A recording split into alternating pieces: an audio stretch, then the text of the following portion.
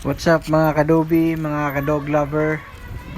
May bagong upload na naman tayo tungkol sa Doberman ko. Yan, si Bruce. Afternoon walk niya. Tignan nyo naman, na-train kong mabuti yan. Kahit yung pamangkin ko, kaya siyang ilakad.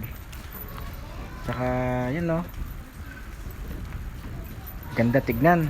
1 year pa lang si Bruce. Guys.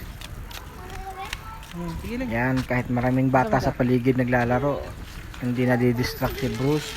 Kasi nga, maaga ko siyang na-expose sa iba't ibang lugar, sa ibang tao, lalo na sa mga bata. Kasi alam nyo naman, pag may large breed dogs tayo, dapat maging responsable din tayo, 'di ba? Tsaka enjoy nyo yung video guys. Huwag nyo palang kalimutan mag-like tsaka mag-subscribe sa channel ko. Maraming salamat. God bless.